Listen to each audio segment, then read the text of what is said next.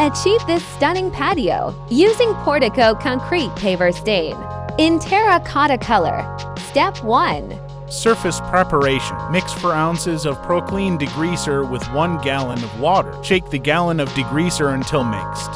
Pour into pressure washer soap tank. Pressure wash pavers with Proclean degreaser. Use a scrub brush to remove stubborn dirt. Mop up or use wet dry vac to pick up residue. Rinse surface with water until there's no more residue. Allow concrete to dry completely.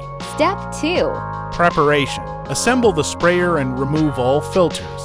Shake Portico before pouring in the sprayer.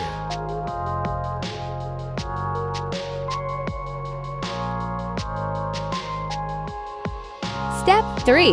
Application. Spray to coats in circular motions with overlaps. Shake the sprayer from side to side often. Allow to dry for 8+ hours. Before. After. The color will pop when sealer is applied. Step 4. Seal and protect finish. Apply to thin coats of sealer. Wait 8 to 12 hours between coats. Stained. Sealed. Wow, look at that color. Enjoy your newly stained patio.